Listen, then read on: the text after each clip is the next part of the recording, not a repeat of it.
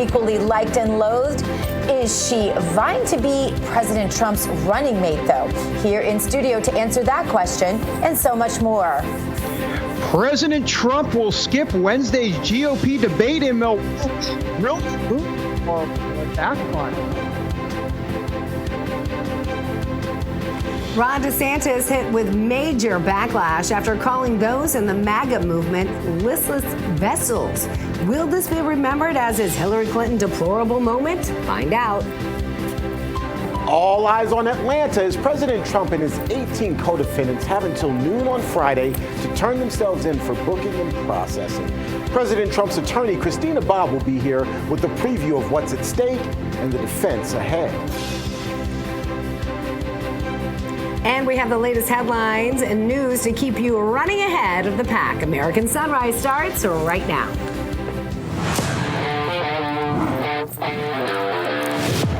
We've got your back as you start your day.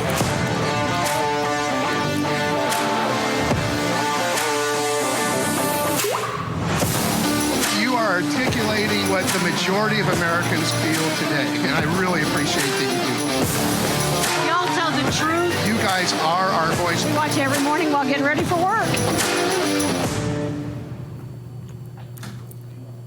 Good morning. I'm Dr. Gina. Happy to be with you this bright, sunny Monday morning. Yes, happy Monday morning to all of you at home, especially. I'm Miranda Khan, and we are live coming at you from West Palm Beach, Florida.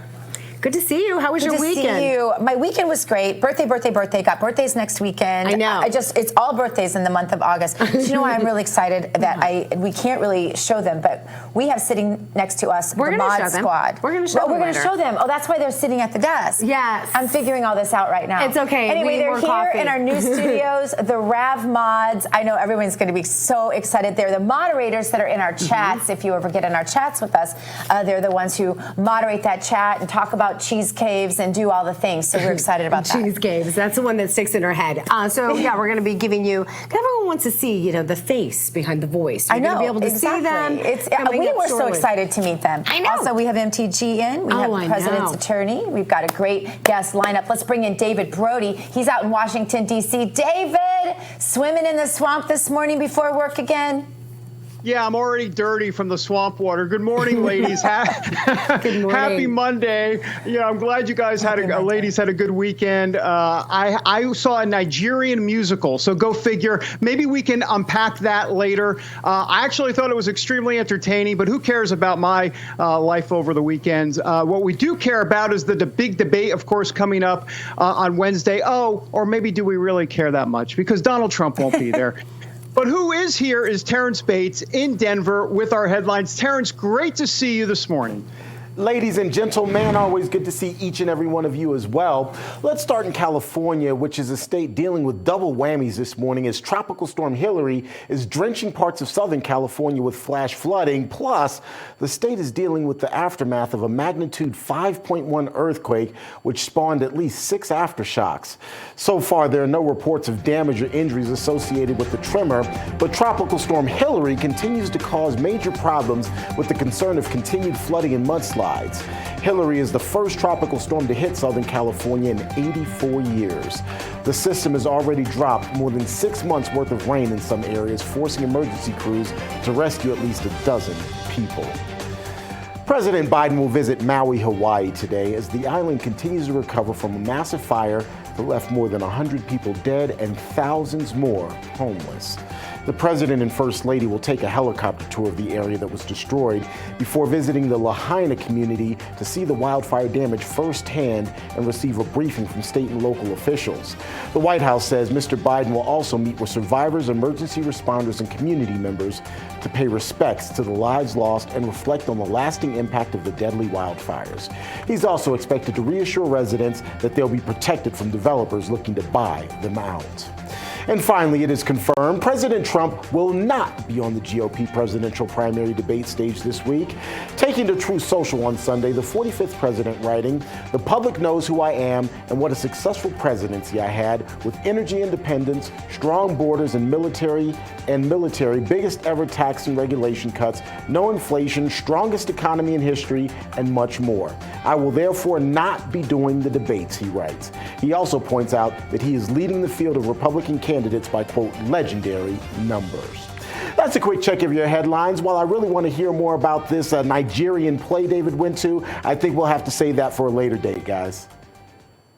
Headline. Oh my God, we're all on the same page because as soon as you said that, David, Gina and I looked at each other like, We were both like, huh?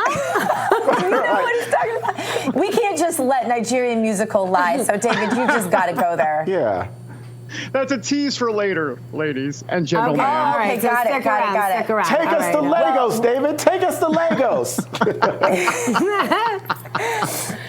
So the scripture we have from today's Jesus Calling, I love this one because it talks about how you'll know those people who are a part of God's heavenly kingdom. How will you identify them? Because sometimes it's hard. We see people out here who talk a lot about God and about Jesus and about Christendom, and then maybe their spirit doesn't really show that. But this is how he says we will know. He says, but the fruit of the Spirit is love, joy, peace, patience, kindness, goodness, faithfulness, gentleness, and self-control.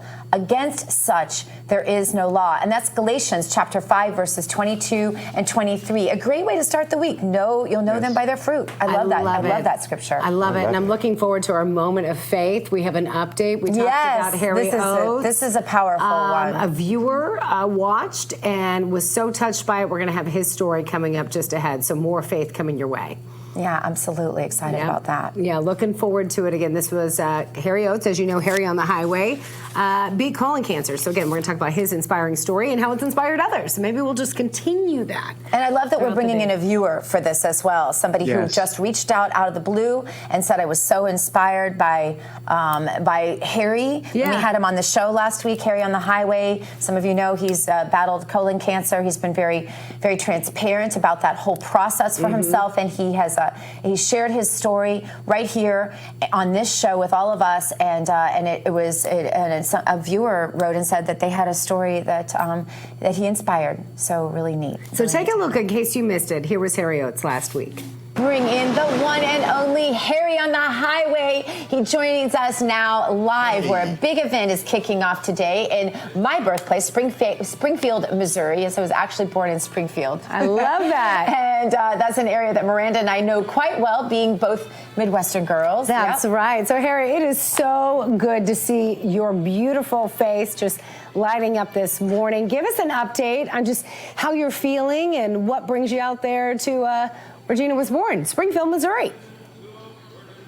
Springfield, Missouri. Good morning, ladies. Yeah, I feel like a rock star. You know, this was a 2-year journey, as most of the RAV viewers know, going from the first operation, finding out you got colon cancer, getting it out of you, and then follow up a year later to say, hey, the tumor's back, and, you go through the operation all over again, and then spent a year wearing a colostomy bag, which was, took me off the road for a good portion of the time. So it's been a journey, a 2-year journey, but I am back and feeling great. And thank you to all the RAV viewers for the prayers. Yeah, absolutely. Right. Harry, I don't know what they did to you, but you are looking more handsome, I have to say, than ever. I'm a 33 years married woman, but if there's a handsome man, I can still appreciate that. See his handsome face once again here on American Sunrise coming up a little later. And again, that story that he shared and how it touched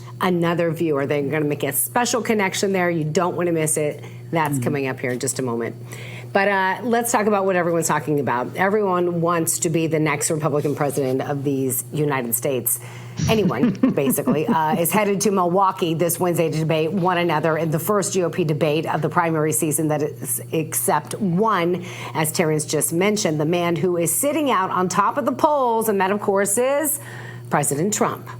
Some pundits out there saying it's a bad move for President Trump to sit this one out. But let's ask PR guru and media strategist Adam Weiss. Adam, great to see you. Welcome to American Sunrise. Adam, tell us what you would advise the president had you had a say in whether he should have done this particular debate? Was it a mistake to say no? Is it a mistake to sit this one out? I mean, thanks for having me. I wrote an op-ed recently, and I said it's definitely you should sit this one out, because if you're that, there's two reasons here, two big reasons. If you're the boxing champion of the world, heavyweight champ, whatever, do you go in a ring with amateurs that are like, if your record's 36-2 or 36-1, do you go in a ring with someone who's 4-1 or 2-1? No, you wait for the guy who's 28-3, who's right there next to you. There's no reason the champ should go in a ring right now with a bunch of amateurs that are not even anywhere close to him. Another reason is, why take the abuse from the media? It's like an abusive relationship for 6 years. You've been pounded every day, morning, noon, night, you and your family. And after all that abuse, whatever he does on that stage, whatever he says, at the end of the day, you know if he's going to take the sides of the people that are way behind that are attacking, whether it's a Chris Christie or Asa Hutchinson, the next news cycle, the next day, whatever Trump does, the headlines, the news cycle will be he was nasty, he was rude, and they'll just going to give those contenders the coverage the next day. Why give them the coverage when at the end of the day, all they are is, interviewing and looking for jobs in corporate America and be with the end class and probably looking for contributorships on those mainstream corporate networks. Yeah. Hey, Adam, I don't disagree with your philosophy at all, and I get the argument. I'm a bit more of a traditionalist. I'm like, if you're running for president, just go on the stage and debate. Plus, Trump is a great debater. He'll slay them all. But I understand why. What's interesting here now is that he's not just saying over the weekend. He didn't just say debate. He said debates plural with an S. And so then the question becomes, how many debates is he going to skip? Okay, he's not going to do the one in California next month at the Reagan Library that's owned by, you got the guy out there from the Washington Post that's involved with that. He's not going to do that. But then exactly when? I mean, is he going to go all the way through November, December, January, and not do any debates? I mean, I think that maybe is a different question. What do you think? Let's see how it unfolds, right? I don't think you should do the next one, like you said, because the Reagan Library is owned by the, it's Washington Post, the publisher, and they've never seen a day where they were friendly to him. So let's see how it plays out. Let's see who drops out. Let's see because it's plural, right? So let's see. Maybe he'll change his mind. Trump's not that stubborn, so I think he should hold out for the first few debates and then probably jump in. Let's see who rises up in the polls, who gets close to him. Speaking of which, Adam, what do you anticipate happening during the debate? Who do you think is going to come out as a victor, so to speak? Again, he is way ahead, and of course I'm referring to Trump compared to the other candidates, but as you know, Ramaswamy has been climbing up in the polls. DeSantis, on the other hand, has been descending, and quickly, despite major tweaks to his campaign. I think the governor is a brilliant governor and a brilliant, tactician. He's just been wrapped around on, in PACs and these consultants too much. He's not being what he should be, and he's not letting himself run the way he should run. If you told Vivek Ramaswamy is brilliant, different level brilliant, Harvard educated lawyer, the whole built a business worth $600 or so million. So every podcast I turn on, every TV station I turn on, he's everywhere. Earned free media. It's unbelievable. Ron DeSantis, you barely see him. He should let it loose and fly. Now, in the debate as well, be who you want to be. We love Trump because he was who he is, right? He threw the old playbook about a politician and the perfect lines and everything. Just be authentic. Go out there, be your personality, be the governor you are, and all the others too. And the people will like it. We're in a different age. We're in a different time. They don't like these robotic politicians. At least the base, the primary voters, they don't like robotic politicians anymore. We have the Rav Mods ahead. Also, I'm going to ask Adam if this is going to give a pass, though, to Joe Biden. If Donald Trump doesn't think he has to do it, what will Joe Biden do? Will this give him a pass? So, Adam, stick around. We have more ahead on the other side of this break. And later, fasten your seatbelts. Congresswoman and political lightning rod Marjorie Taylor Greene. She's going to be right here on the sofa with us. Stick around. And the clock ticks toward an appointment in Atlanta for President Trump, and where he is set to surrender for demanding answers about the state's election count. The president's lawyer, Christina Bobb, is going to join us live with the inside story. And again, join us in the chat on Getter, because we have the Rav Mods in the house live, ready to talk with you, chat with you. They're anxious.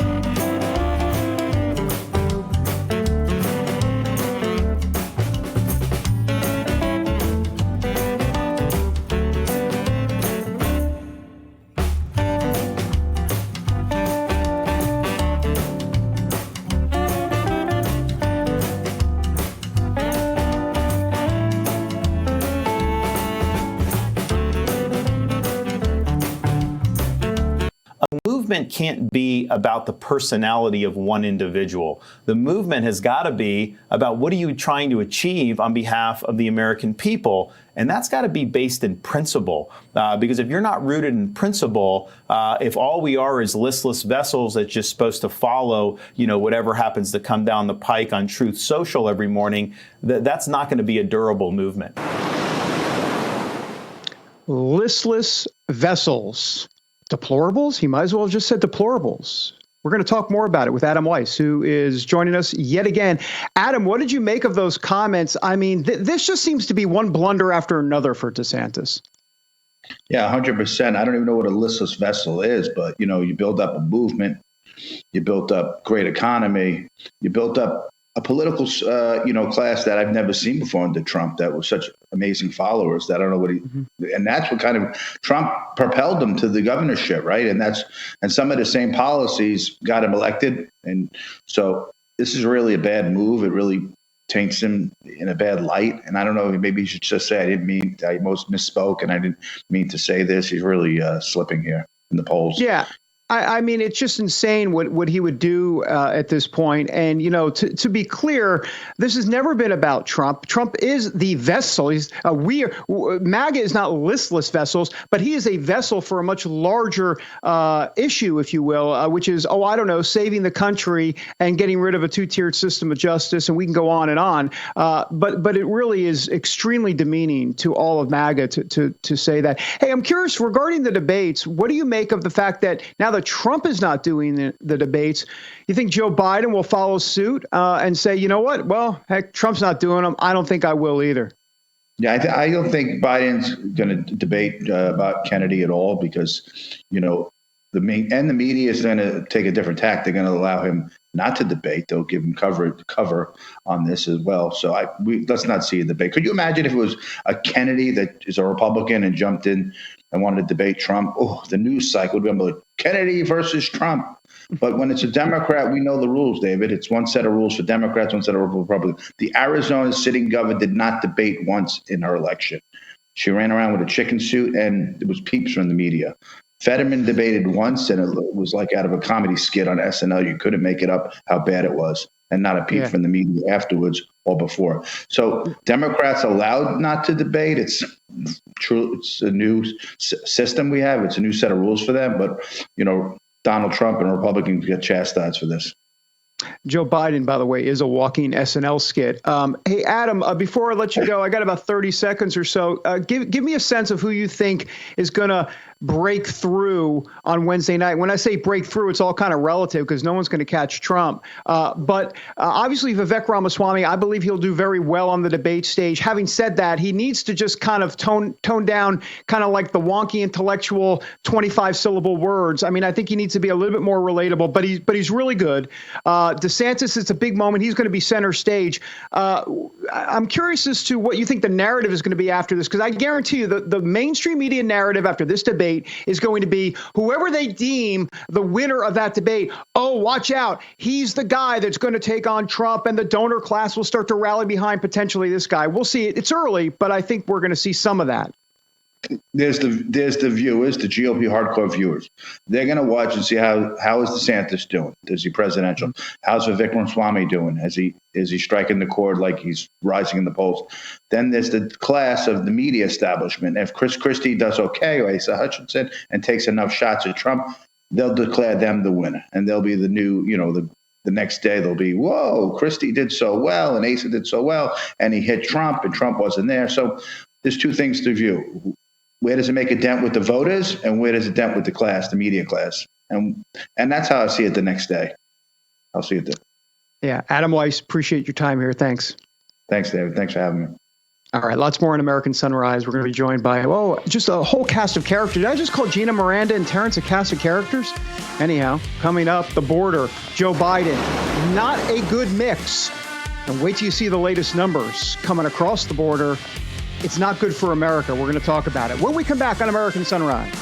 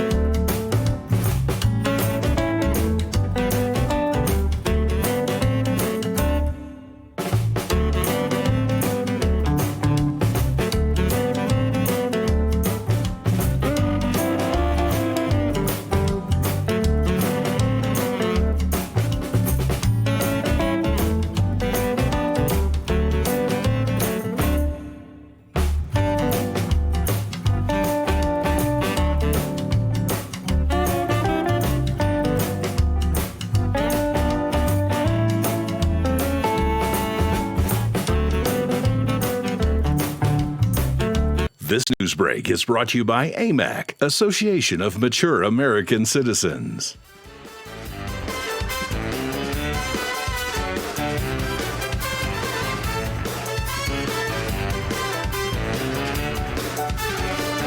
And we're back here on American Sunrise. And I'll tell you what, I know you're all waiting to wonder about that Nigerian musical I saw over the weekend. Miranda Khan, back. And I know you can't do anything in this segment before you understand why I saw a Nigerian musical over the weekend. And I just want to be clear.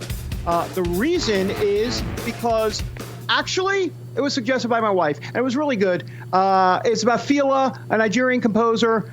True story, crackdown by the Nigerian government. Really good. Lots of dancing, by the way. Let me just say, lots of African tribal dancing. And let me just say, if I did that on stage, I would have literally pulled a hamstring. I would have been in traction for like 6 months. I just want to be very clear. We were just going to ask. Yeah. We were just going to ask if you went up on stage and joined him at the end because they heard about the infamous David Brody Nigerian dancing.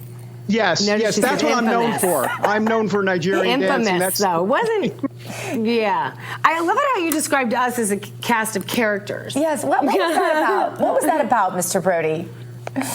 Well, I'd rather, I don't want to get into the whole plot synopsis here because we have much more important things to do, but I'll have to, I'm just going to drip it out throughout the show. I think that's what I'm going to do. Okay, there you go. But having said that, Terrance Bates, I would hope the Nigerian musical would be part of the headlines here. Maybe not. Terrance Bates in Denver. The Association of Mature American Citizens is the conservative voice for Americans 50 and older. AMAC is fighting for the values that you hold dear. Join today. Together, we can write the course of America. And David, back to you. More on the Nigerian thing. No, sorry. I'm going to actually get to some headlines here. Chris Christie may have just upset his chances of the White House by going after two of America's most trusted institutions, which would be Social Security and Medicare. Speaking at a conference on Saturday, the former New Jersey governor said that it's time to take a political risk, that's a quote, and consider changes to Social Security and Medicare benefits for young people. Christie believes those changes are necessary, otherwise the agencies could run out of money in about a decade. This year, so he stood up and he said, we'll all agree, right? We're not going to do anything to Social Security. And both sides got up and cheered. A group of liars and cowards. Because they know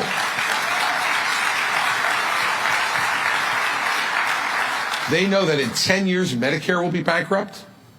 And in 11 years, Social Security will be bankrupt. And what the law that Ronald Reagan passed 40 years ago requires is if that happens, it is an immediate 25% cut in benefits in Social Security and in Medicare. So our question to you this morning, did Chris Christie just lose the entire block of voters that he was trying to get? We really want to know what you think. Let us know and use the hashtag AM Sunrise. That's hashtag AM Sunrise. Join the conversation there. Now, let's get you back to Miranda, Dr. Gina, and the Nigerian dancing David Brody. Lovely, lovely, lovely. Yeah, I think he blew it there. There was talk this morning, though, Terrance, before the show. If I can just spill a little tea a little early. Okay. About you and something about a piano. You wanted to come onto the piano and lay. You wanted a rose in your mouth. You explain it. Really? We're going to do that in front of company, Dr. Gina. Really?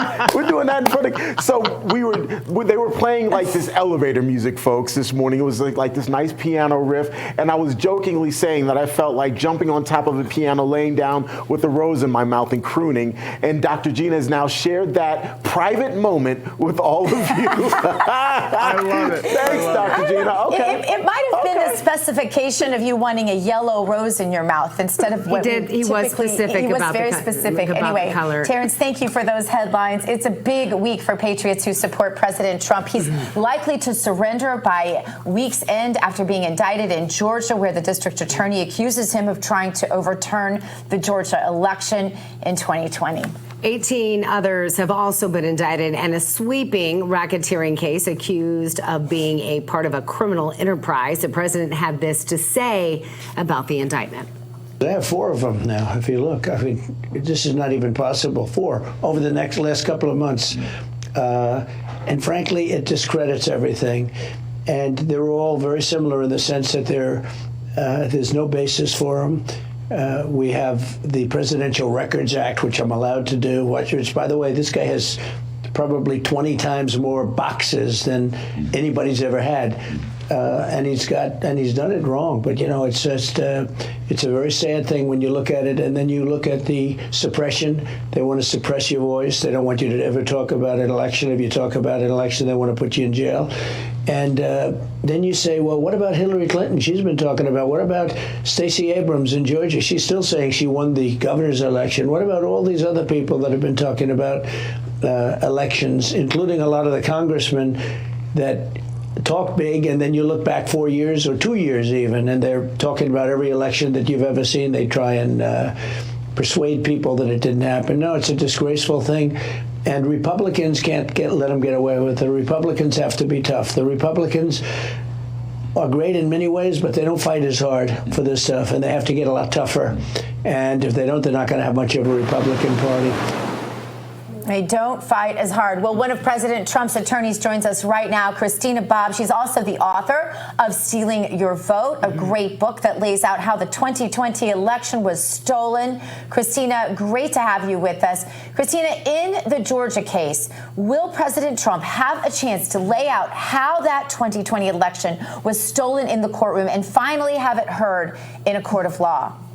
Well, if it gets that far, I mean, the case is so weak that I don't know that it will even get that far. I don't think that this case is going to go forward as it currently stands. I think it could get removed to federal court, thrown out on a motion to dismiss. There's a lot of procedural issues that need to be litigated before it gets to that point.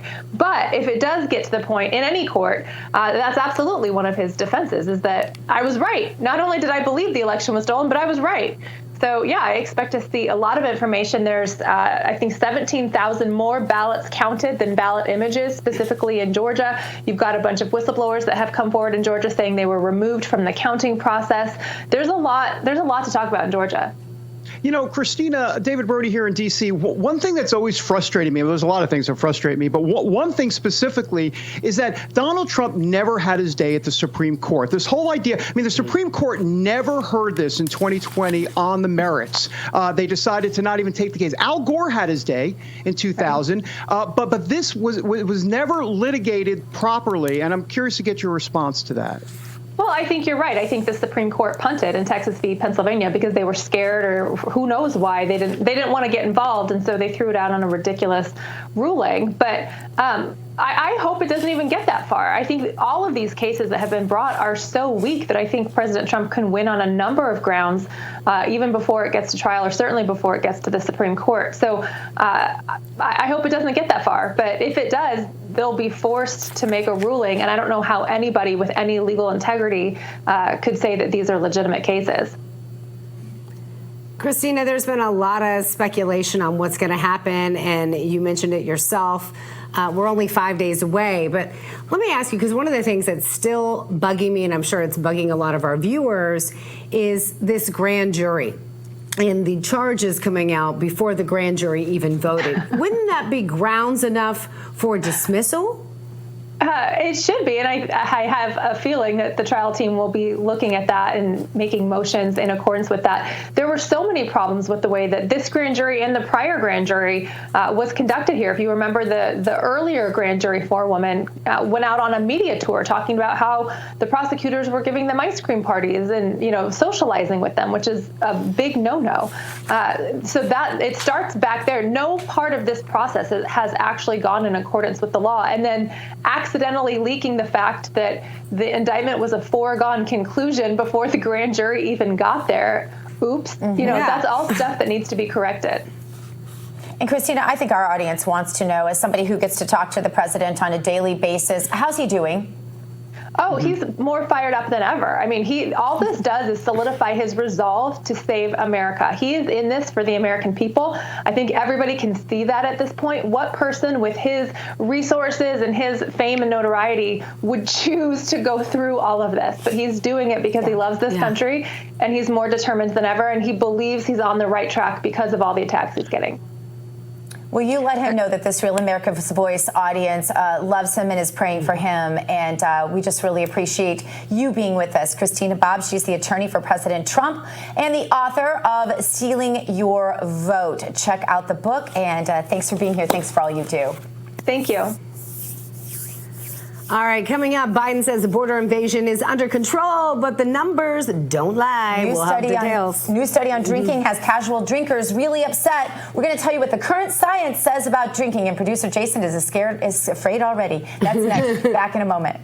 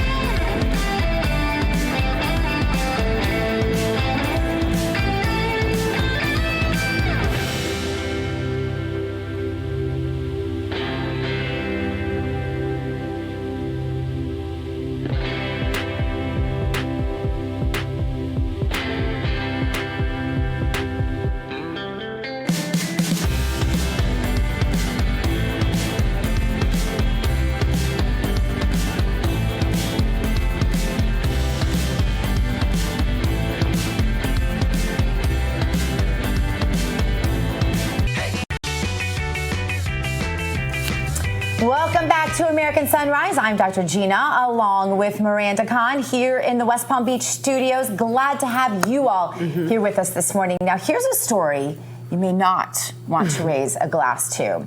A single alcoholic drink per day could raise your blood pressure. What? Yeah, this is from the American Heart Association. It found that routinely drinking even just a small amount of alcohol could lead to a higher risk of cardiovascular issues, like that small, like that. So are we just supposed to be, teetotalers? Right? I don't know. I'm sorry. You know this. As someone who's been in news for longer than I'd like to actually say, I can't tell you how many times I would get annoyed reading those stories like, this just in, drinking coffee could be great for your health. Right. This just in, drinking coffee could kill you. Why, what you're doing tonight could kill you at 11. I mean, really? Miranda's been in news a while. I liked way too long. I'm just not. Are you buying that? Because here's what I do. I look at people like overseas, right? People that are Italy and France or whatever. It's like a routine thing. They have it for lunch. They stop, have a 2-hour lunch of wine.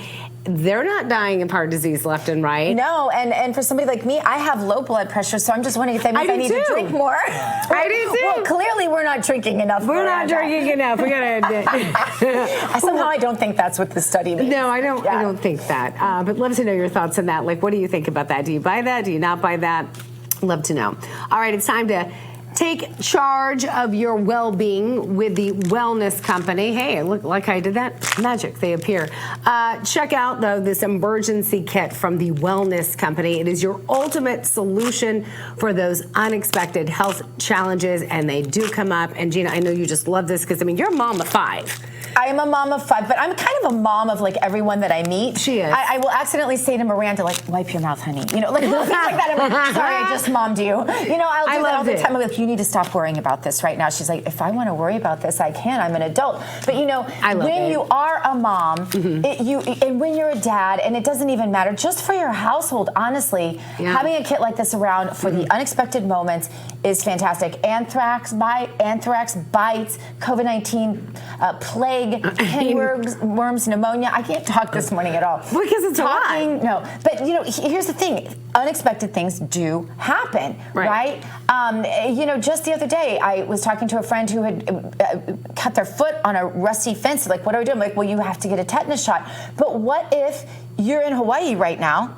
Right, where this big fire just happened, and you can't get to Or one. California, where there's flooding, or in Canada, where there's fires happening. I mean, the point is, you get it. You get this emergency kit, and you will have it. You'll have what you need. Yeah, 8 life-saving medications, including ivermectin, yes, and a Z-Pack, along with a guidebook, you know, for safe use. So all you have to do to get more information, let's go to this website. It is twc.health/RAV today and secure your emergency kit with an exclusive offer just for you.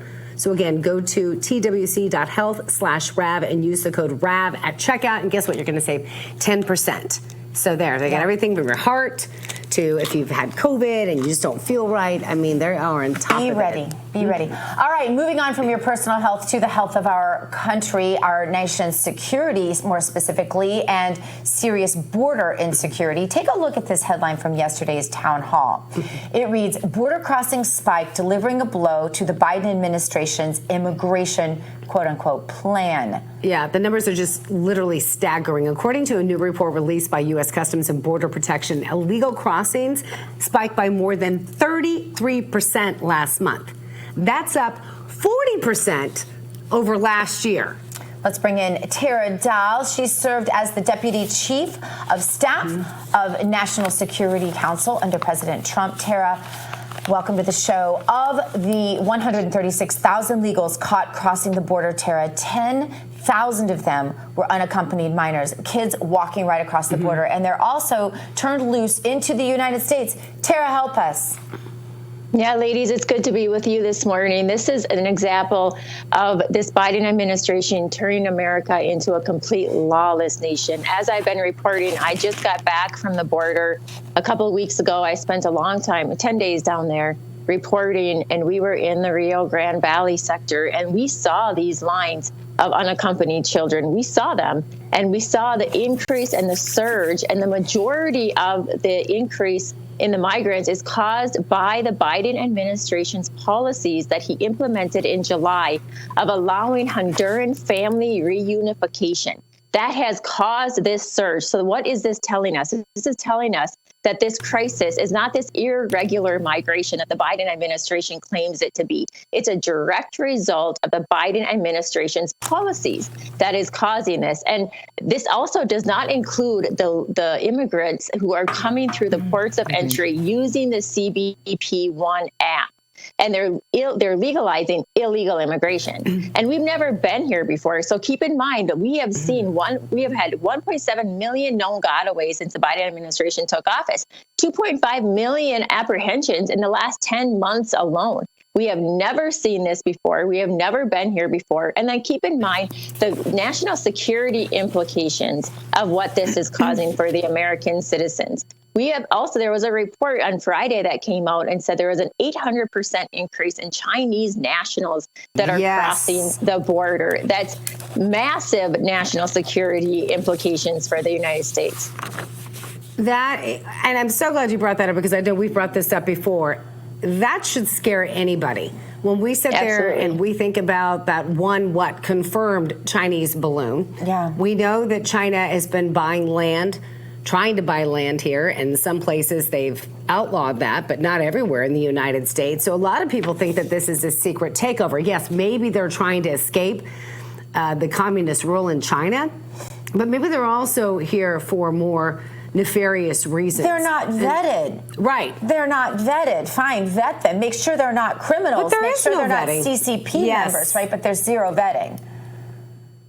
Yeah, there is no vetting. And even with the unaccompanied children as well, back in May, the Biden administration removed DNA testing to verify if these kids are with their actual parents.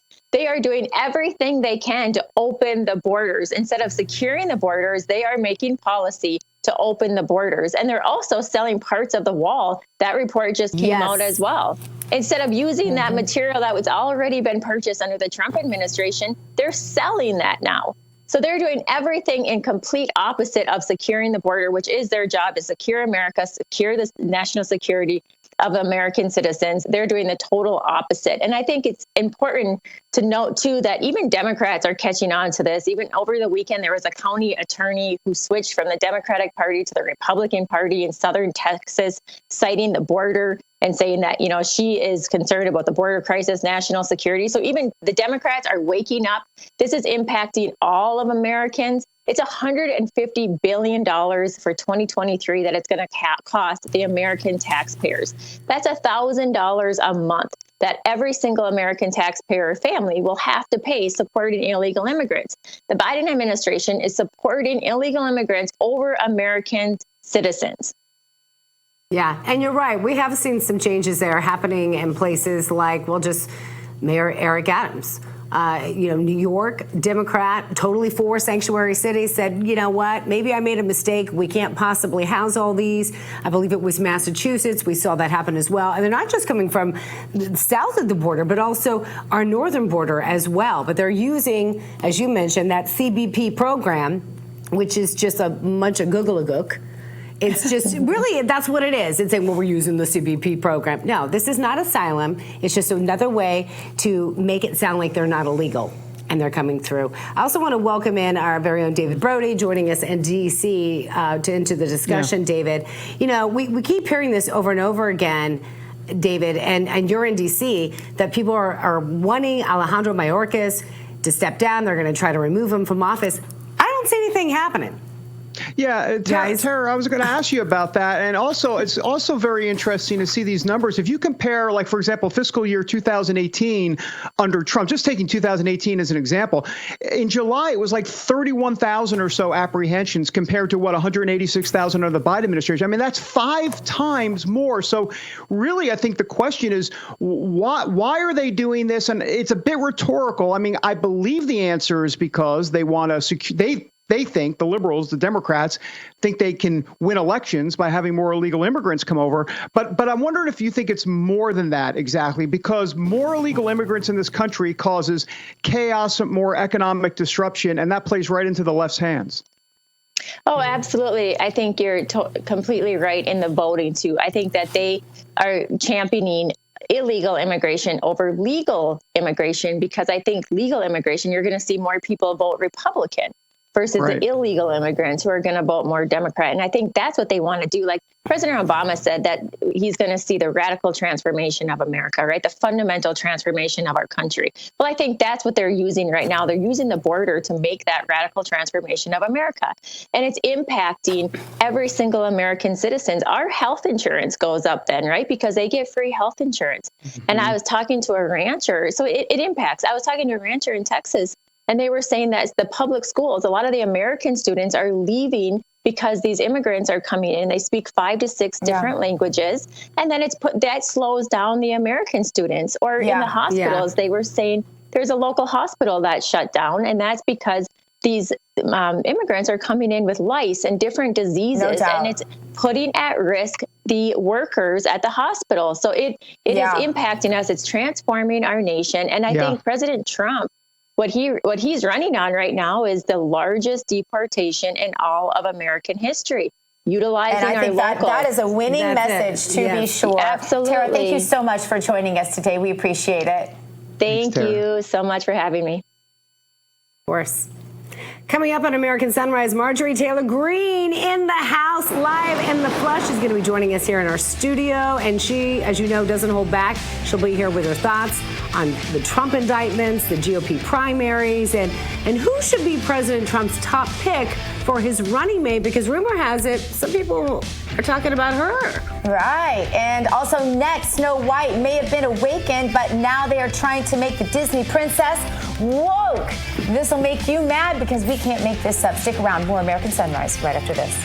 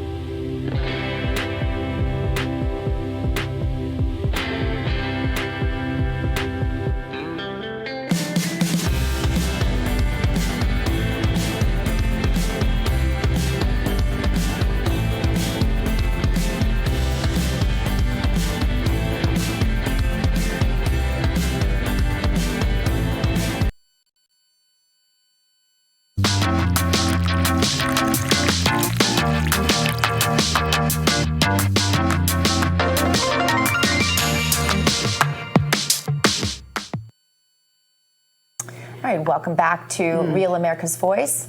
Yes, it is time now to stay awake, not woke. Again, sponsored by our good friends at beardvet.com. Again, use that promo code RAV.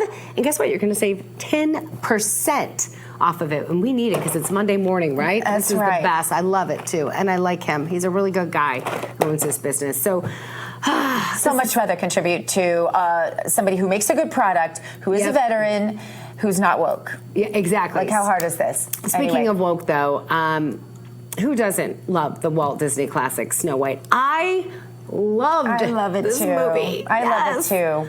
Well, apparently not the film's director. Not a fan. Nope. Right. Nope. We're going to get to that. We also want to welcome in, do we have Terrance Bates to join us in on the conversation for this? Maybe we don't have Terrance. Okay, well, hoping we get Terrance in there. I think he was too upset about it. He's still laying upset. on the piano with his rose in his mouth, crying about you know Snow what? White. He was like, I need some Beard Vet coffee. That's what he That needs. is what he needed. So there he is, Terrance. Are you singing? He's singing. Oh, we can't hear you, though. Hear you though. We can't hear your beautiful singing voice. We'll try to get to you in just a moment, so Terrance. lovely We're going to and work on lavender, that audio. So in the meantime, let's talk about Snow White. Yeah. Why do they have to go woke? Why do they have to go woke on this? I mean, it was a classic. It was a wonderful classic. So David Hann, he is the son of the director for Disney's original 1937 animated classic Snow White that we all love. Well, he has come out against the remake starring actress Rachel Zegler, calling it an insulting blight on the film his father helped conceive. And I don't blame him. Right. Because we talked about this during the 4 o'clock show. Yeah. We thought it was a joke. Right, and Hann said that he totally disagrees with the concept of the new Snow White. And you can see here that headline. And it's unbelievable here that it's the son, right, of the creator of this. David Hann saying this. This edition of Snow White, of course, eliminated the 7 dwarfs in favor of 7 magical creatures and allegedly eliminated the Snow White's desire to find true love from a handsome prince. Come on, you know what? Yeah, you can take a Barbie doll and hand it to a little boy, and he will take that Barbie doll and turn her into a machine gun. You can take a gun and hand it to a little girl, And 9 times out of 10, that little girl will draw some eyes on it and turn it into a baby. I am not kidding. This is so ingrained in the way. Are you speaking from personal experience? The way God made us. I'm Yeah, speaking from psychological experiments that happened. And if you've done that, we want to hear from you. But I do want to go to that quote, though, from David, if we can, real quick. David Hand, not David Brody, but the son of the film director, is saying this. They changed the stories. They changed the thought process of the characters. They're making up new woke things.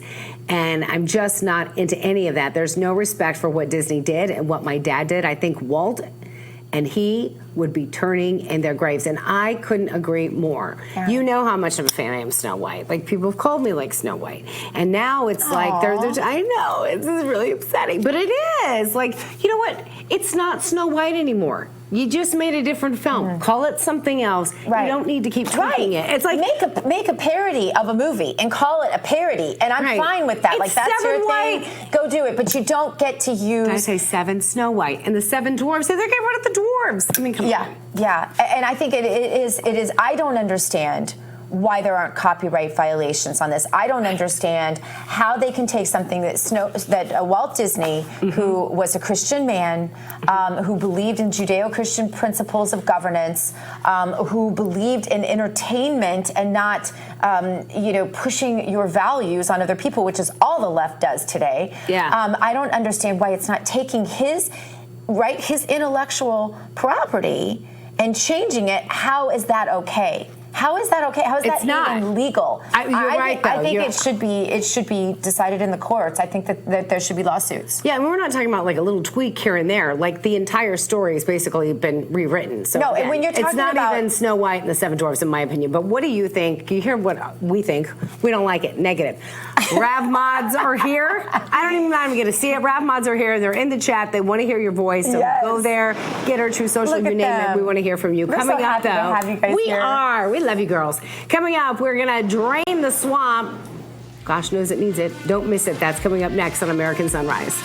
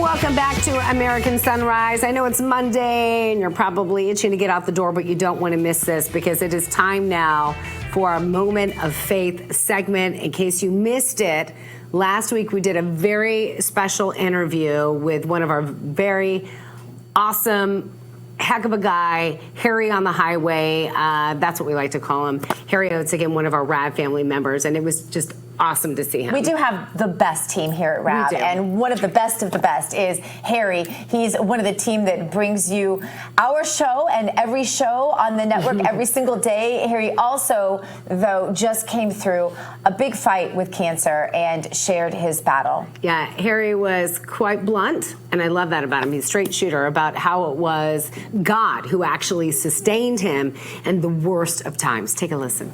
I feel like a rock star. You know, this was a 2-year journey, as most of the RAV viewers know, going from the first operation, finding out you got colon cancer, getting it out of you, and then follow up a year later to say, hey, the tumor's back, and, you go through the operation all over again, and then spent a year wearing a colostomy bag, which was, took me off the road for a good portion of the time. So it's been a journey, a 2-year journey, but I am back and feeling great. And thank you to all the RAV viewers for the prayers.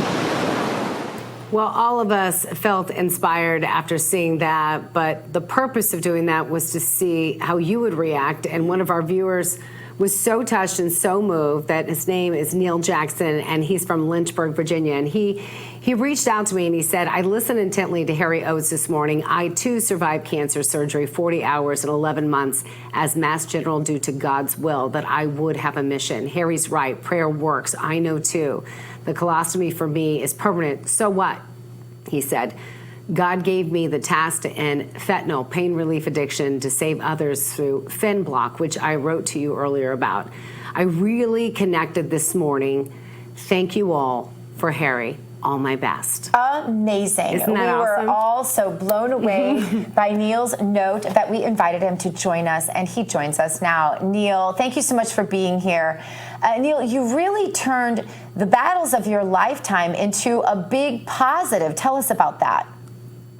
Well, it's always been positive from the first time I got cancer diagnosis. My doctor from UVA told me that he had bad news. The bad news was the cancer was incurable. And the cancer was so large that there was no doctor in the area that could operate on it.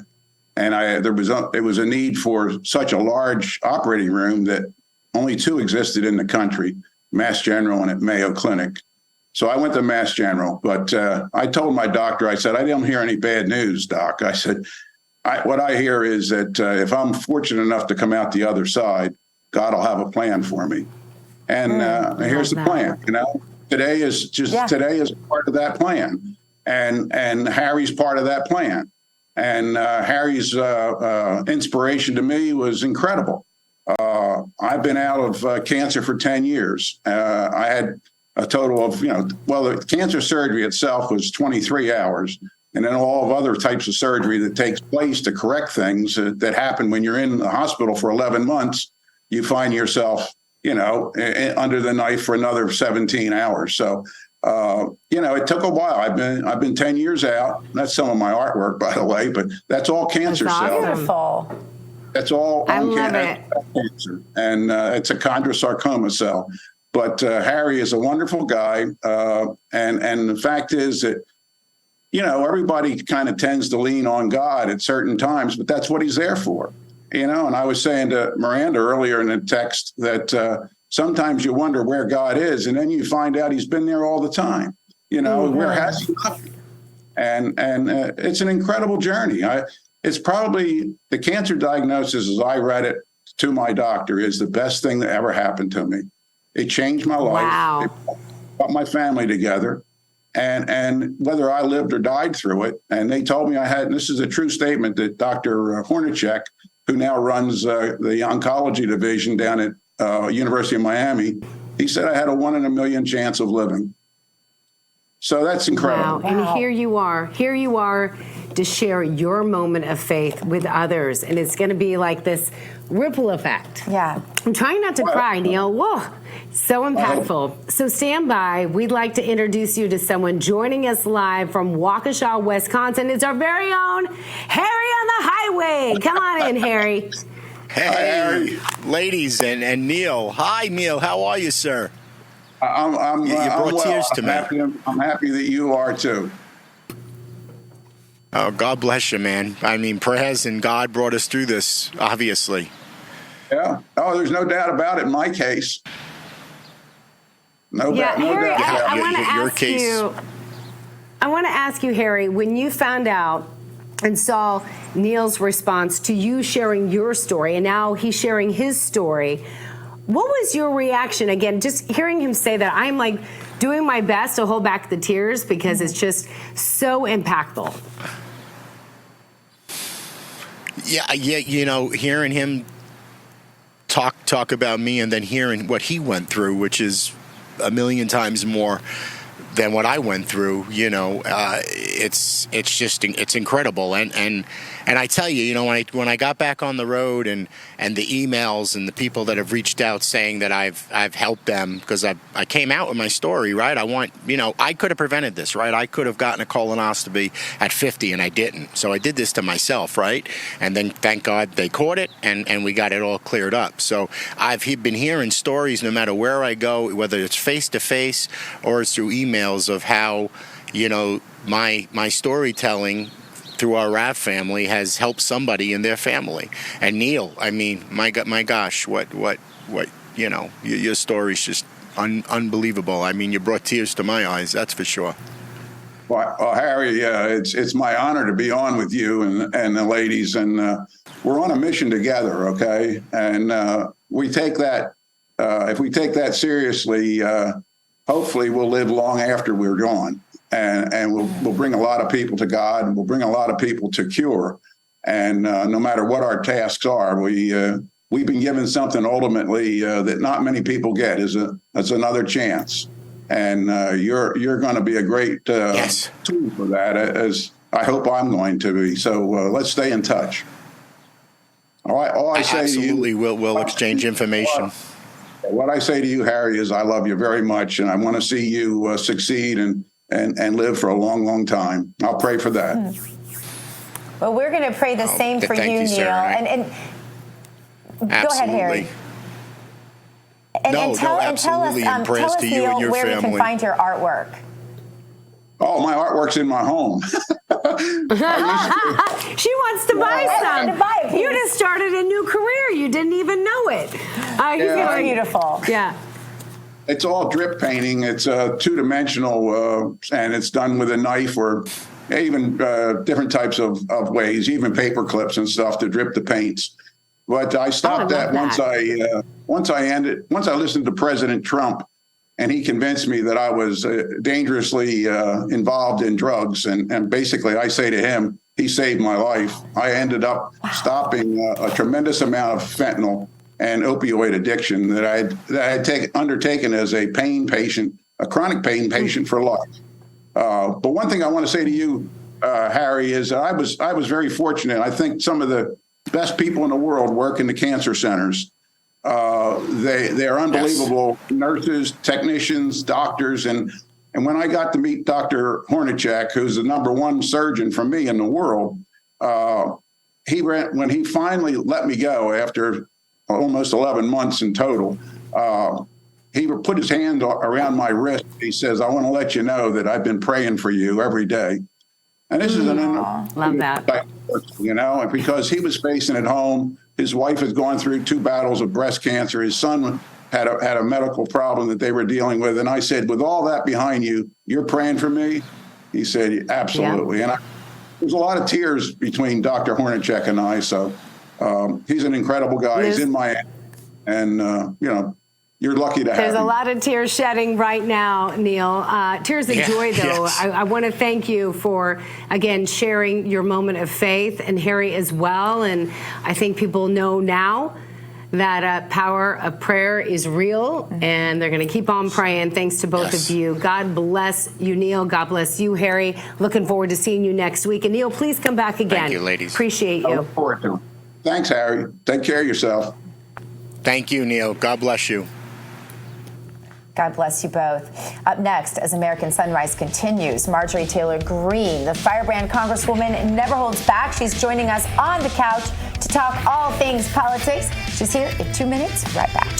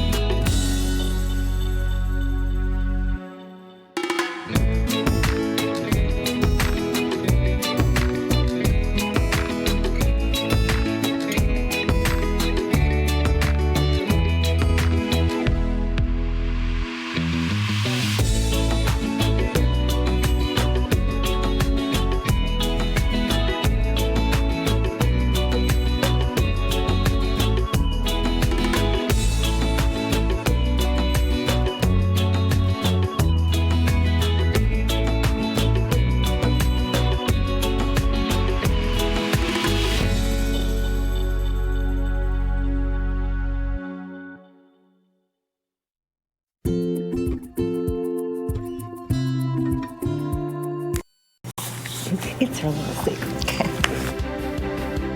Wonderful.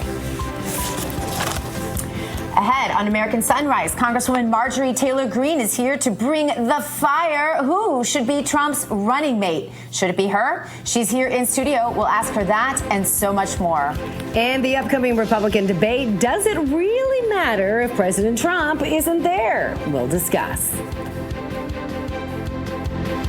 Quake in California and all of the day's headlines. It all starts right now on this second hour of American Sunrise.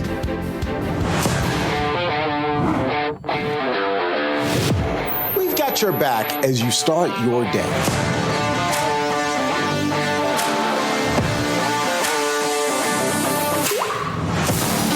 You are articulating what the majority of Americans feel today, and I really appreciate that you do. Y'all tell the truth. You guys are our voice. We watch you every morning while getting ready for work.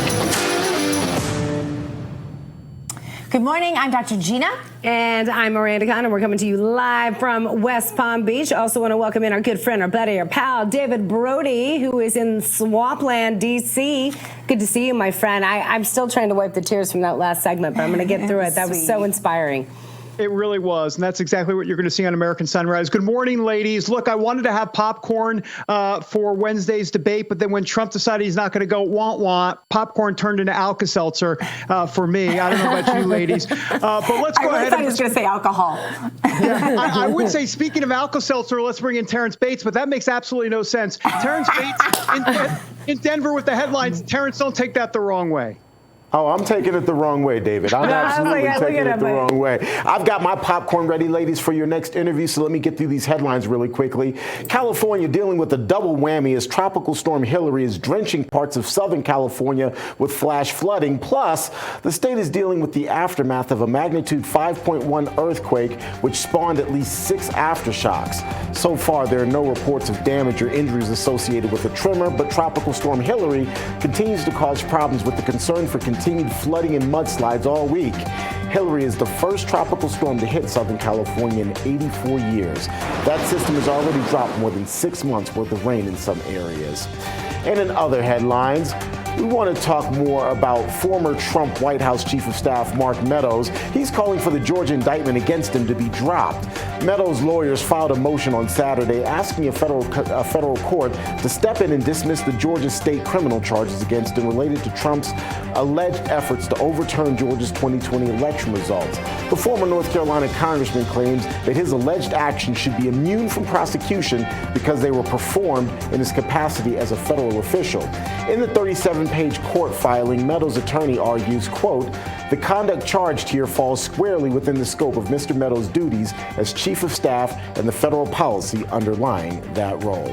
That's a quick check of your headlines. Now, let's get back to Miranda and Gina and David as we get ready for MTG. I like her just, Marjorie Taylor Greene is the full name, but I like MTG. It's powerful initiative. Yes. Oh, I think she likes that too. She's smiling right now. See, you just brought a smile to her face, Terrance. No Alka-Seltzer here. Right, no. David, I'm going to meet you in the playground after school, David. Okay, sounds good. You're chamomile tea. You're not Alka-Seltzer. All right.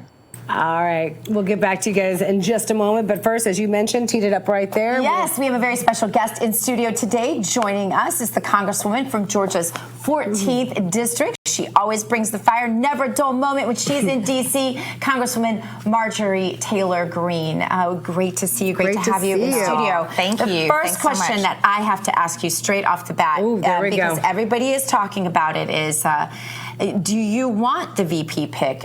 You're a big talk. In our chat, people talk about you a lot as being somebody that they would like to see in that position.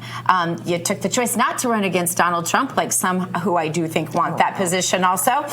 So just tell us, would you accept if he were to ask you? Well, of course, first of all, that's up to President Trump. that's a decision he needs to make with his team. And more importantly, right now, I serve Georgia's 14th district, and that's the district I'm focused on. It's my hometown. It's all the people I know and love, and they're the ones that sent me to Congress to work for them.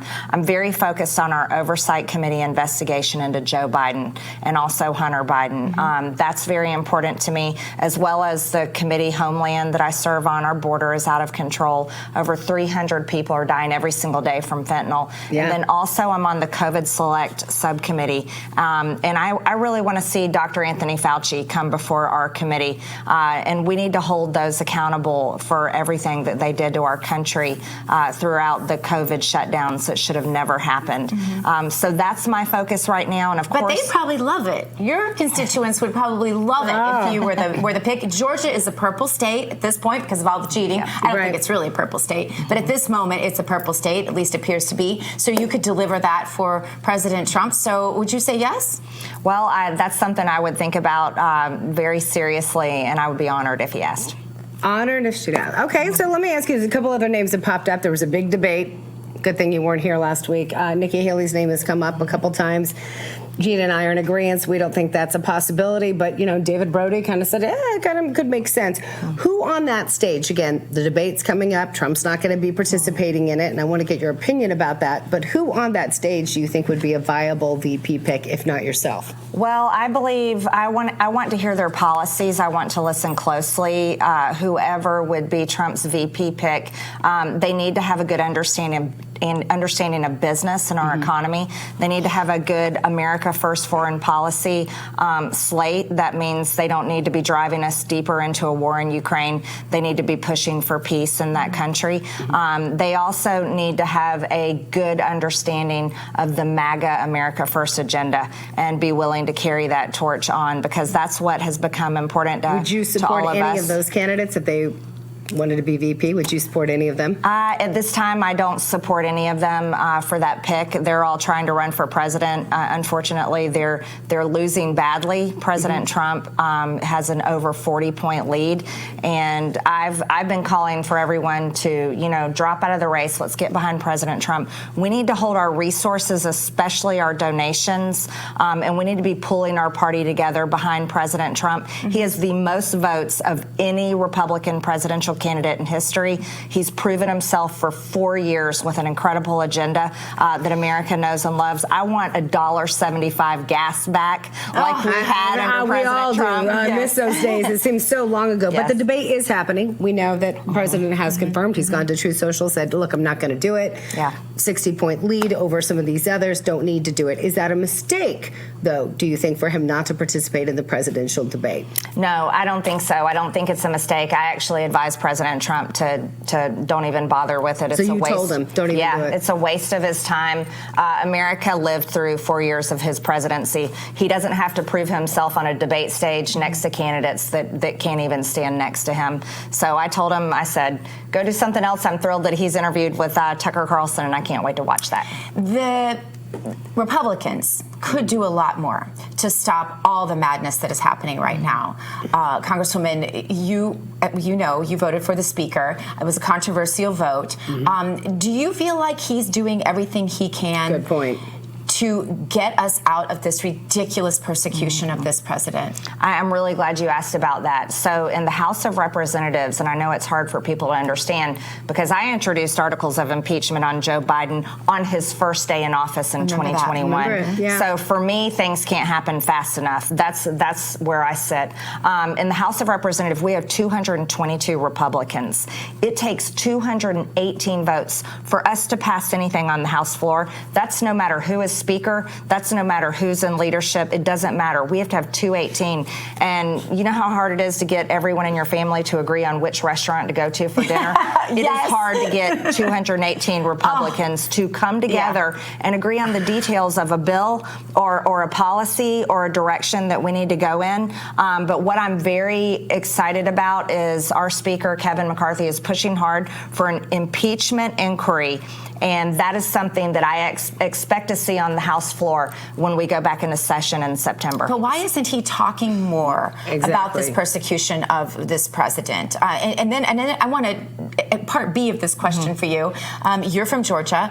That Georgia legislature could do whatever they could end this madness right now. Right. Why aren't Republicans acting? I understand impeach Biden. That's great, but that's another issue. Why not stop the madness of this persecution of a political enemy of the Democrats? I fully agree with you. So on the federal level, what we can do in the House is we can stop the weaponized government through our appropriation bills. That's where I've been saying the fight has been the entire time. I said it's not the speaker's race, it's not on the debt ceiling, it's in the appropriations. That's where we spend the American tax people's hard-earned dollars, and that's where we can defund programs, and we can use the Holman rule to literally cross out items like people's paychecks. The special counsel, Jack Smith, that's where I'm focused. But on the state level in Georgia, every state's different, so just for the viewers at home, it requires the governor of our state to call for a special session, not the lieutenant governor, not a House member, not a senator. So the governor, Brian Kemp, would have to call for a special session, bring everyone back in, and both House and Senate would be required to vote and pass bills to make changes with what's happening in our state. But a lot of people believe that Kemp himself may actually be in the running to become president as well and could join the race as DeSantis' numbers are declining. I want to ask you to stick around because I still want to obviously talk about Georgia, this indictment, the president, 18 others expected to turn themselves in, this grand jury that we were talking about with Trump's attorney, them release. Oops, it was a mistake. I meant to hit save, but I hit send, and I just happened to read the minds of what the jury was going to say, and here are the charges. Want to get your reaction to all of that and more coming out, because I know you said you have some evidence of election fraud. We'll be right back.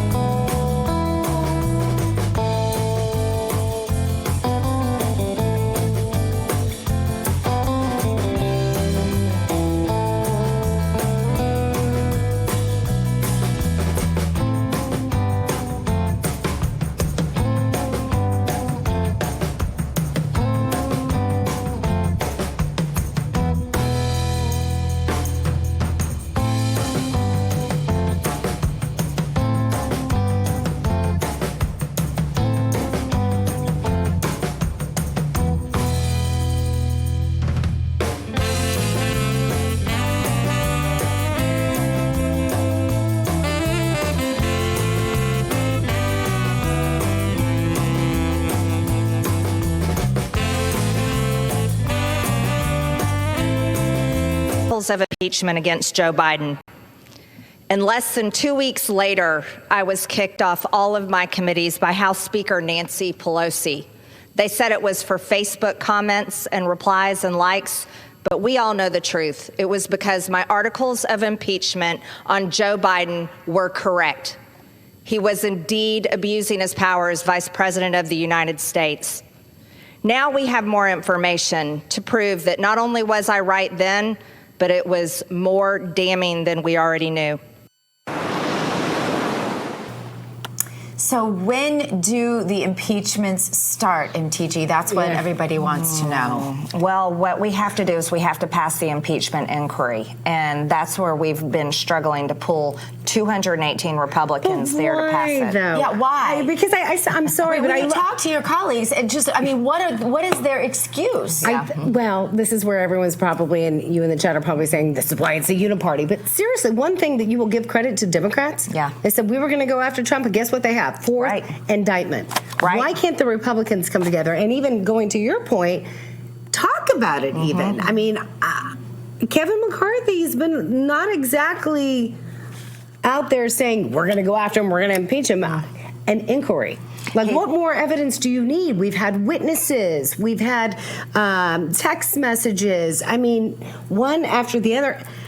Trump doesn't come to a direct stop at a stoplight, and they're like, indictment. You know, I mean, I'm sorry, but the minute he has another Diet Coke, they're like, indict him. Indict him. Yeah, exactly. No, I fully agree with you. I share that exact same sentiment. It can't happen quick enough for me. It's extremely frustrating, and I ask that question a lot too.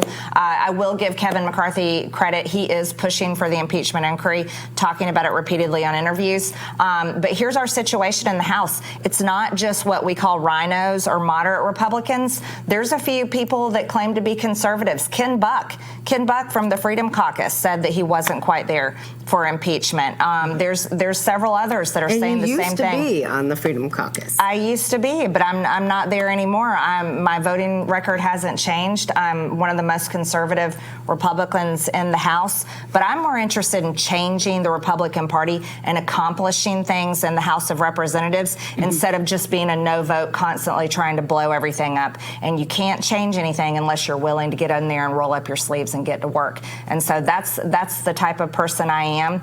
And I think that's extremely important for people to understand about me and how I feel we can truly change the Republican Party to reflect the American people and to be focused on our country only, not the rest of the world, not Davos, and not leaving our borders wide open and not selling out our jobs and sending them overseas. But even if we do that, let's talk about voter integrity. As you know, that has been the number one topic. Gina, it doesn't hold back at all, which is why I love her. Thank she God. Just comes right out and she's like, look, I'm going to call him resident because he is not the president. I mean, she does not beat around the bush for that. She's a truth teller, and so are you, and a lot of our viewers believe that as well. But you've heard Kari Lake say it. We can put out the best candidates possible, but if our elections aren't secure, how can we do that? And you have been very critical of the elections, but you actually came out recently making headlines because you actually have proof, you say, that the election was rigged, especially in the case in Georgia. Absolutely, and I love Kari Lake. She's fantastic. She's been a great voice for a lot of people. I recently heard her say that Congress should be focused on decertifying the 2020 election. Well, I got to tell everyone, we tried that on January 6th. As a matter of fact, I was one of the biggest leaders objecting to Joe Biden's Electoral College votes on January 6th. I led that effort. I organized a lot of the meetings, and I'm proud of it. I would do it again today. I would do it again tomorrow, and I would continue to do it every day since then. But here's our situation. We do have serious issues in our elections, and we went through that ourselves in 2020. My former husband, Perry Green, he showed up to vote in the 2020 election. He walked in and they said, "I'm sorry, Mr. Green, you've already voted by absentee ballot." And he said, "No, absolutely, I have not." And they said, "Well, it says right here in the Secretary of State website, you've already voted." And he said, "I haven't." And then they told him, "Go over there and stand in that line over there and sign an affidavit to surrender your absentee ballot that he never requested, never voted on, never turned in." But key thing, stand in the line. There was a line of people saying the same thing. Yeah. The exact same thing. So, and then we went further. So he signed the affidavit, but he wrote on there, "I never requested an absentee ballot," initialed it and signed his name. So here's the problem. He voted in person that day. There's an absentee ballot somewhere in the pile that got turned in his name that never got taken out. So that's 2 votes for Perry Green that the Secretary of State to this day has never addressed. We got called liars.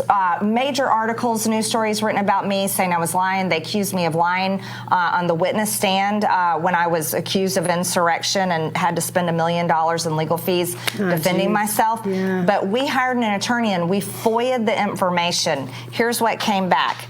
Number one, they never found an envelope turned in by Perry Green mailing in his absentee ballot. They never found a request form of him asking for an absentee ballot. So we were proven correct. We did not lie. He did not lie. Then the other thing was they did find the affidavit that he signed that said, I never requested an absentee ballot. But they also produced the information from the Secretary of State website, and this is really important, where it showed someone had entered in the Secretary of State website that he had turned in, that he had requested an absentee ballot, and that he had turned one in.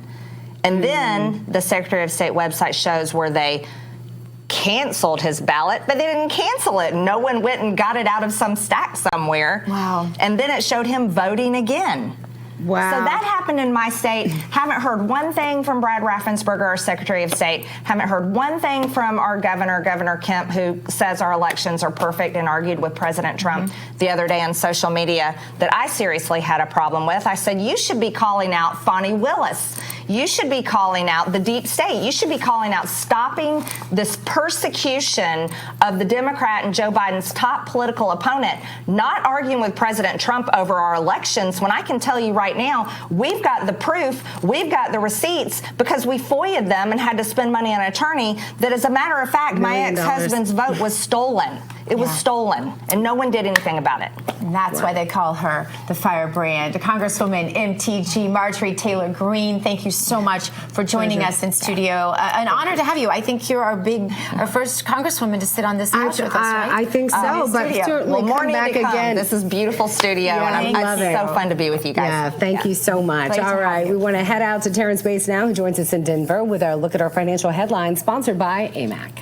The Association of Mature American Citizens is the conservative voice for Americans 50 and older. AMAC is fighting for the values that you hold dear. Join today. Together, we can write the course of America. The markets on Wall Street are now open. The opening bell tolled about a minute and a half ago. Here's the good news. All of the indices are in the green right now. The Dow Jones is up slightly. The NASDAQ up slightly as well, as is the S&P 500. We, of course, will continue to monitor the markets for you throughout the days, but hopefully it all stays in the green. In the meantime, there is a battle brewing within the House GOP over spending cuts in the upcoming budget. The House Freedom Caucus is pushing for cuts to 2022 levels. That's $120 billion less than President Biden and Speaker Kevin McCarthy agreed to back in May during their debt ceiling compromise. House Republicans are also seeking higher spending on defense, veterans benefits, and border security. In order to offset the broader spending cuts, though, conservatives are looking to cut about 25% from areas like agriculture, infrastructure, science, and health care. The current budget battle sets up the potential for a fourth government shutdown in about a decade. The current fiscal year ends September 30th. Both House and Senate leaders are considering a resolution to temporarily fund the government through December in order to buy time to work out a spending plan that can pass in both houses. Well, Real America's Voice, digital currency, Durban Accords, those are all big issues. And we're just days away from the Durban Accords, which is the greatest threat to the U.S. dollar's global dominance in the past 80 years. Tomorrow, BRICS nations, Brazil, Russia, India, China, and South Africa, are expected to announce the launch of a new international supercurrency that's fully backed by gold or other commodities. This is all part of their long-term plan to supplant the U.S. and the U.S. dollar as cornerstones of the global financial system. So, how can you protect your IRA or your 401k from the fallout from this landmark announcement? It's simple. Diversify with gold from the Birch Gold Group. Historically, gold has been a safe haven in times of high uncertainty, which of course is right now. So get a free information kit on gold IRAs and decide for yourself if a tax-sheltered retirement account backed by physical precious metals is the right thing for you. And you can get that information simply by texting the word America to the number 989898. There's a monumental shift happening right now among nations that control 1/3 of the world's GDP, and it all kicks off tomorrow August 22nd. So arm yourself with information to protect your retirement savings by texting the word America to the number 989898 and claiming your free information kit on gold from the Birch Gold Group. That's a quick check of your economic headlines brought to you by AMAC. All right, well, they were supposed to play the big little thing there, the big reveal, but here we are, I was ladies. waiting for it. I kind of had a Mitch McConnell moment, but I was just waiting for that. Sorry, did I say that out loud? That's Biden or Mitch McConnell? Yeah, I don't know. I Or did. Nancy Pelosi. It's kind of all of them. It's kind of all of them. All right, thanks so much, Terrance. Time now to drain the swamp. This, of course, sponsored by our good friends over at Sea of Mud.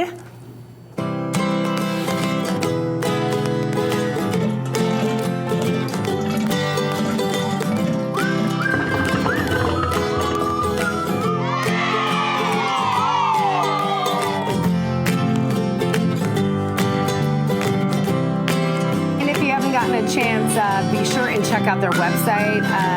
Gina and I were checking it out. There's some really cool stuff. They the have t-shirts knives. are awesome, but the t-shirts are great. But they have knives. They have swimwear. They have swimsuits. Conservative swimsuits are hard to find. Yeah, but they're really fun and they really get a lot of attention when you wear them out on the boat on the ICW on the weekend. Yeah, and just a reminder, you're going to save 15% if you use RAV 1776. But yeah, it's American Apparel, patriotic company. Like we were checking it out, we were like, "Ooh, I want this." I know. And I want really. that. And don't they have jewelry too? I mean, they have really. You know what I think they do. A myriad of things. There, you can see it. I mean, just look at the website. Seaofmud.com. Seaofmud.com. Go there and check them out. You'll be very surprised. It's a great website too. My daughter does website design, and so I'm always like really impressed with a really good website. It's a great website. Yeah, there are those knives that you were talking about. You kind of saw them on there, but it's the t-shirts are great. There's the swimwear that you can see it. Just a bunch of stuff. It's not just t-shirts, and the t-shirts are awesome. But check it out. Yeah. All right. So to help us drain the swamp, let's bring in someone from the swamp. I'm the perfect guy. That sounded terrible. But not a swamp Poor thing. David. We're always picking on David. I know, David. But we always call it the swamp. But the city is really beautiful. Good to see you, David. And we also want to welcome back in Terrance, because this Drain the Swamp story has all of us a little fired up here, doesn't it? Yes. I think so. Yeah, absolutely. It really does. I'm glad you brought the swamp guy in to do the swamp story. Of course you did. Get 10% off on me. I'm from the swamp. All right. Let's take a look at that. Let's take a look at this swampy headline because clearly I'm the best person to read it. Local governments are spreading spending resources. Spending. Did I say that? See, I can't even speak. Anyhow, these pandemic relief funds, they're spending them, and no one has any clue really where any of this is going. And then when we do find out where it's going to crazy stuff like in the community, like, we need some high-speed internet, like in Joplin, Missouri, and it just goes down the lines. I thought this was pandemic relief funds, but clearly pandemic relief funds to Washington, D.C., folks, means spend it any way you want. And I'll just kind of add that what we're seeing with these pandemic relief funds is very similar to what we're seeing with all the money that's been spent to Ukraine. There's no real accounting of where that money is going, how that money is being spent. And again, folks, if you think, this doesn't really impact me, well, yes, it does, because these are your taxpayer dollars. You are funding these various projects. Your taxpayer dollars are going into this huge pot that was meant for pandemic funds or pandemic relief, but it's being used on God knows what, and there's no one there to account for where this money is going in some of these specific communities, and that should be of concern, I think, to anyone. Yeah, it's really an abuse of the power that was granted to these decision makers, right? Really, by we, the taxpayers, we should get to say where that money goes. I'm wondering in these local jurisdictions why there isn't. I mean, they could easily put it out to a vote of the people how you want this money spent, but they don't bother because they don't feel accountable to the people, and that's why it is so important, I think, that people rise up and really demand that level of accountability. Agreed. Well, I know. Go ahead. Well, I was going to say that's why when we hear this omnibus bill, we always hear about the omnibus bill. That's just like code for just a large piece of like crap that everybody puts in, what they want, like a bridge here and an X thing here and an Xbox, whatever it is. The point is that they put all different things in this bill, and it's just a catch-all. And so anytime you hear omnibus, you better run for the hills, because omnibus just means everybody's putting everything in. That's right. Well, Christmas tree. Yes, yeah, we've said it over and over again. Now they're selling pieces of the border wall. They've only spent $4 billion for that. $24 billion going towards Ukraine. We're spending an average of $700 to $900 a month more, thanks to the Biden administration. So spending needs to stop. All right, it is time for Getting Saucy 2024. Getting Saucy.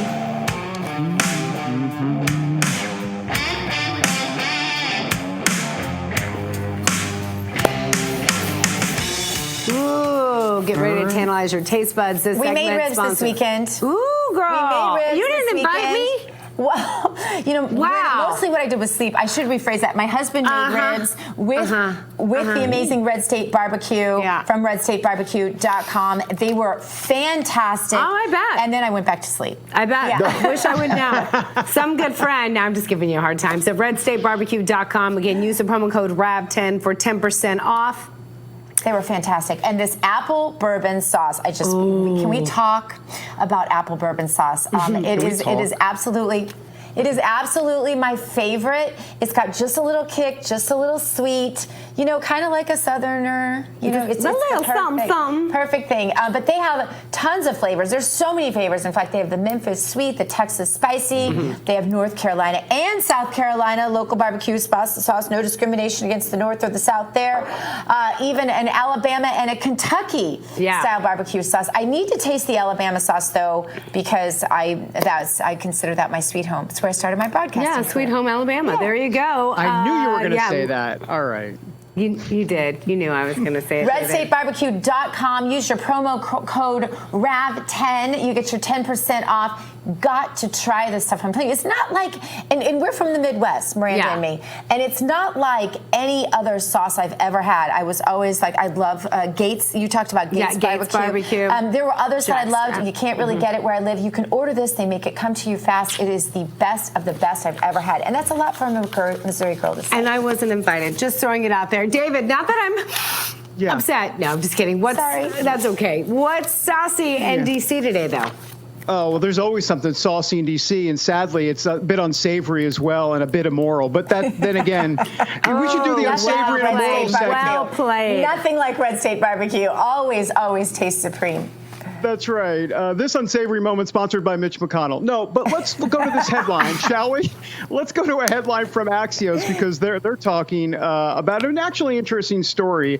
Big GOP donors pushing for Trump alternative to basically say that these donors are panicked about their current choices. They're holding back election contributions with the hope of finding an alternative to former President Trump. And this is where I like to have the proverbial line. Good luck with that. But it is something I did say earlier when I was talking to Adam Weiss, which is basically, what the media is going to do after this debate. They're going to play off of this saucy headline by Axios, because this is what the media does. They all follow each other, and then they come up with this big narrative. And the big narrative after the debate is whoever they deem has done the best. It's going to be that person is the donor's big pick. The donors are going to coalesce around this person, and then Trump's in trouble. Womp. Look, the only thing that's going to come out of this debate is maybe a talking point that most of us aren't talking about.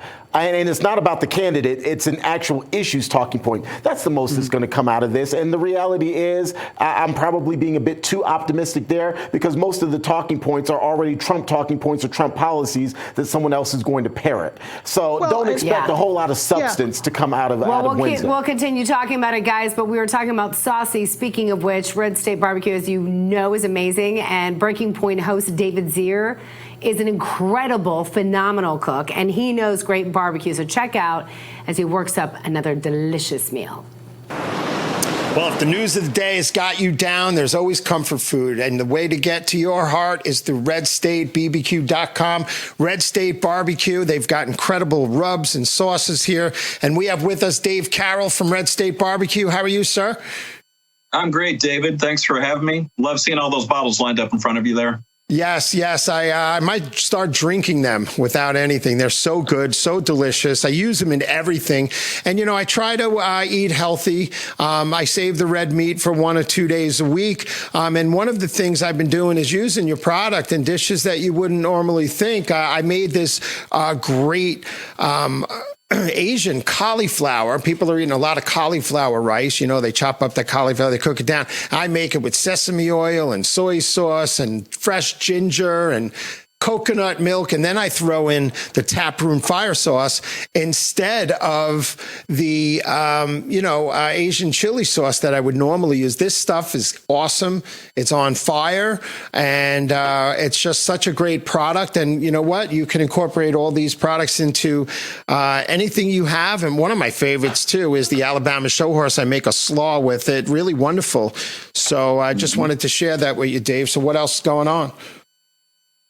Well, first, I'd like to say I think I love the creativity. So I'm all about that. In terms of us, anything else that's going on, we're getting ready for Labor Day. It's that time of year. We're down to the final barbecue holiday, but not to worry. Tailgating is not far behind. So we're looking forward to that. So that's pretty much where we're at right now. Yeah, so I cook a brisket, but I won't even attempt to go head to head with you guys. I hear your place in Lexington, Kentucky is just awesome. Where can our viewers find your restaurant, and how can they order your product? Well, the restaurant is located on the outskirts of Lexington. So we're literally 2 minutes off of I-75. If you're in the corridor between Cincinnati and Lexington, we're about 2 minutes from one of the state's largest attractions, and that's Kentucky Horse Park. So we're in horse country. So yeah, if you're in this area, please stop by and see us. Now, if you want to go get sauces, you can go to redstatebbq.com and just click on shop, and it'll take you directly to that. Yeah, I'll tell you, I use this stuff on pretty much anything. You could put it on a shoe, and that would taste great. So I want to thank you, Dave, so much for joining us. And as I get more creative with this process here, I'll make sure that I'm in touch, and maybe we can share some recipes one day. That sounds wonderful, David. Thank you so much. Great, David. Everybody, David Carroll, redstatebbq.com. Check it out today. All right, coming up, it'll be time to spill some tea, and God knows I'm good at that. Don't literally spill the tea. I'm really good at spilling things. Yeah. And also read the tea leaves from Washington, D.C. to the debates. American Sunrise, all of these fine folks here. We'll be right back with you.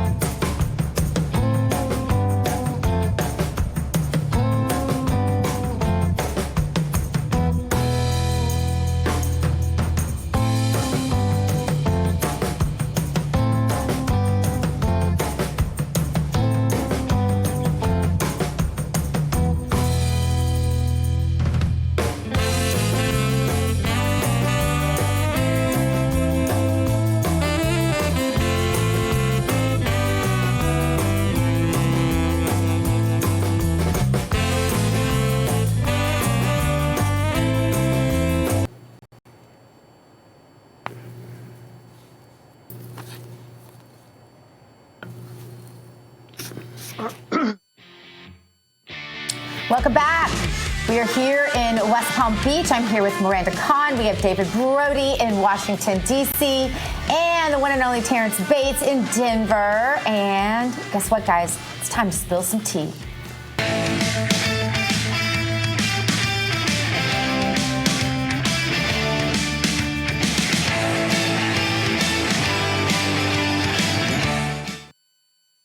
All right, this is, of course, sponsored by our good friends at Artillery Tea Company. ArtilleryTeaCo.com is the website that you go to. Just use that promo code RAV and you will save 10% off some of the best tea around. It really is, though. I mean, ArtilleryTeaCo.com. You gotta get that co in there. It's all natural. It's whole leaf. The tea bags are chemical-free and very pretty. And they can be used twice. And shiny and can be used twice. So, or Terrance, didn't you say you used it like 4 times? But that might be pushing it. But that was pushing a little bit. I used it twice, and you still kind of get that wholehearted tea taste, even on the second bag or the second brewing. So yeah, very good stuff. Honestly, you can see and smell the difference. I mean, that's no BS. Like anybody that's drank tea, you can definitely see the difference there. So Artillery Tea Company it's a family and it's a veteran-owned and operated company, and a portion of your purchase goes to help veterans and first responder charities. So be sure to check them out. ArtilleryTeaCo.com, promo code RAV for your 10% off. All right, guys. So speaking of spilling some tea, an interesting story to ponder from the folks at Politico. So here's the big question. Do debates matter in the GOP primary? You guys are calling in already. According to them, they might be the only things that do. Rav Mods, it's all right. We're getting calls on that. They're chatting. They're answering calls. I mean, they are talented. But they say this, again, according to some of the people in this that are quoted in this article, that President Trump might regret passing on this first debate. And they go into the history of debates and how candidates have been, hurt in the polls by skipping debates. I know, David, you are quite the historian when it comes to some of these things. We were all chatting over the weekend talking about this because he finally came out and said it. And David, you said, well, it kind of reminds me of Reagan. But things are different now. Because the word is that Donald Trump is going to be doing a Tucker interview during that debate. So, David, you get to start first. Well, sure. I mean, there's a lot to unpack here. Yeah, Reagan did skip a debate, one debate in Iowa, 1980. He regretted it. And George Bush won Iowa, and it was basically because he did skip that debate. Also, remember that George Bush and a few of the other candidates, George H.W. Bush, they were all doing like straw polls and not straw polls, but straw events and other things leading up to that. So there was part of that. But this is a whole different situation. First of all, with Trump, I mean, he's leading by so much, and Reagan was leading by a lot too. But there's just a big difference this time around. Because it's Trump and it's a whole different climate. But beyond all of that, the Political article is interesting because they're making the case that you're going to get this big bump from the debate. Not really. As a matter of fact, you're not going to get a big bump. You might get a 3% bump, 4% bump. But even if you do, so DeSantis goes to 13%, 14%. Vivek Ramaswamy goes to 13, 14%. Christie goes to 4% because he's like at 0%. Well, no, you know what I'm saying. But the point is that so what? Even if they get a bump, it's not going to matter in this age of Trump, and I think that's part of what we need to understand here. And speaking of the polls, that's kind of what everyone is looking at in terms of kind of gauging, okay, is this even worth Donald Trump's while? I was just talking to a pollster on Friday, and he was basically saying that historically, the kind of lead that Donald Trump is currently enjoying is one of those kinds of leads that is just insurmountable. Historically, if you look at the polls, no one comes back from this sort of gap. And we're talking, he's got a 40, 50, in some cases even 60-point lead over his closest competitor. So it doesn't really benefit him to debate someone that's not technically a factor in terms of the polls and in terms of voters. Here's the other thing. Look, if he's going to do this thing with another entity, he is the draw. People are going to watch Donald Trump. People aren't necessarily watching this Fox debate. People want to hear from Donald Trump. He is the draw, and so I suspect that he's going to draw more audience members to whatever he decides to do, as opposed to however many people are going to tune in for the debate. Because this really isn't a debate for the presidency, right? The presidency, as far as most Republican voters are concerned, that primary is decided. I don't think most of these people even believe that they're running for president. I think they're either running for relevance that they've lost, they're running for 15 minutes of fame so they can write another book, or they are perhaps running for vice president or some cabinet appointment. But I don't think many of them are really intent on running for president, at least not in this round. So here's the question, though.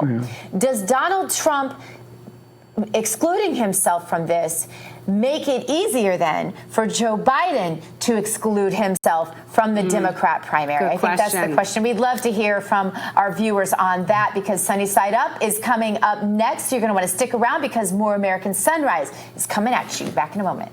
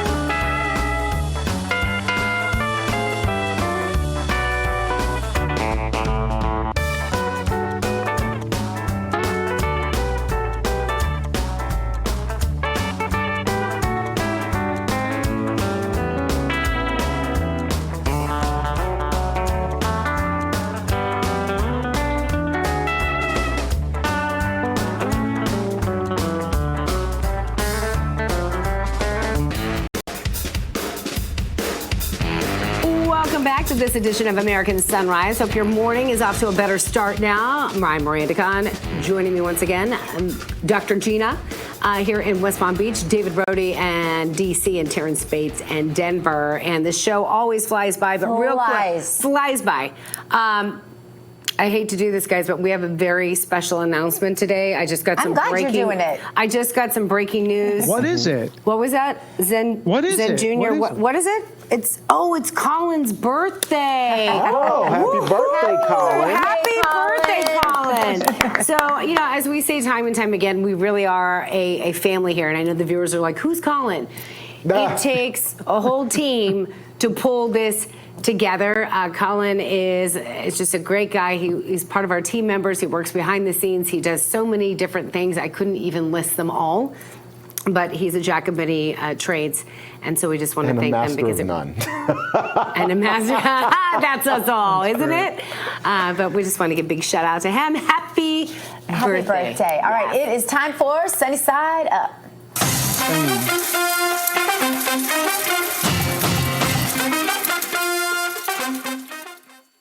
Monday, especially to bring up some good news as we finish up this show. Leonard Fournette may be a Super Bowl champion because he played with the Tampa Bay Buccaneers, but last week he was a superhero for kids at a special summer camp. Love this. Camp Simca in upstate New York has become a summer haven for children of all ages who are dealing with, cancer and disabilities and chronic medical conditions. And administrators kept the visit just a little bit of a secret until the NFL athlete arrived by helicopter to roaring enthusiasm. Take a look.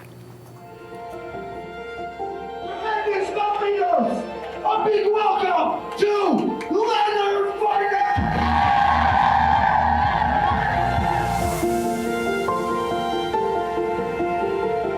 You know, I'm a Super Bowl champion, but you know, I wish everyone to be healthy and happy because guess what? Y'all the real champs at the end of the day.